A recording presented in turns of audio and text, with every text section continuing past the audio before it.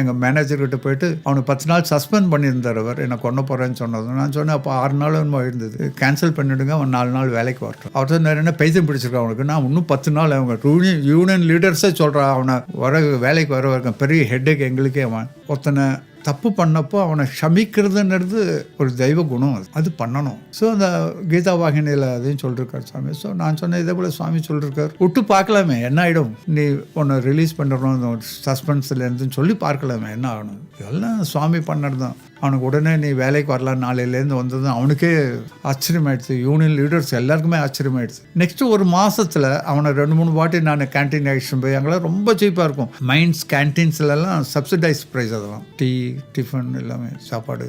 So இன்னும் 4-5 பேரை கூட்டுண்டு அவனையும் கூட்டுண்டு சேர்ந்து உக்காந்து சாப்பிட்டுன்னு இப்படி இருந்தோம்.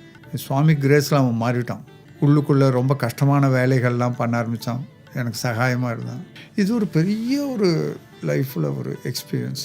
ஆற்றுக்கு வந்தேன், சுவாமி ஃபோட்டோ கிட்டுன்னு இருந்தேன், சுவாமி இது நீங்கள் தான் பண்ணுங்க. ஆனால் இந்த இடத்துல இதுக்கு மேலே ஏதாவது பண்ண முடியுமான்னு என் மனசில் வர்றது. என்னால் பண்ண முடியாது, என்னுடைய அந்த அஃபிஷியல் லெவலில் ரொம்ப ரொம்ப ஸ்ட்ராங் டிசிஷன் எடுத்துனா தான் பண்ண முடியும். சரி நான் இன்னும் கொஞ்ச நாள் பண்ணி பார்க்குறேன் அப்படின்னு அவர்கிட்ட சொல்லிவிட்டு வந்துட்டேன். அந்த மைண்ட் ரொம்ப டர்ட்டியாக இருக்கும். இவன் சில பேரெல்லாம் கூப்பிட்டுண்டு அவனுக்கு அவனே க்ளீன் பண்ணி சேஃப்டி வீக் ஹெல்த் வீக் எல்லாம் வரும், அதுக்கெல்லாம் ட்ராயிங் பண்ணணும். நான் போட்டு வச்சு ஒரு 2 வருஷத்தில் அந்த மைண்டுக்கு பெஸ்ட்டு ப்ரைஸ் கிடச்சிது. ஒர்ஸ்ட் மைனாக இருந்தது, டர்ட்டி மைண்ட் சொல்லிட்டு எழுதிட்டு போனேன். என்ன கேட்டாங்க எப்படி இது, நான் சொன்னேன் இதே போல் சுவாமி சொல்லியிருக்க, தப்பு பண்ணறதில்லை மனுஷன், அவனோட கர்மங்களை அவனை தப்பு பண்ண வைக்கிறது. அவன் என்ன பண்ணணும்னு சொல்லி கொடுத்தாக்கா ஒரு வேளை அவன் மாறலாம்.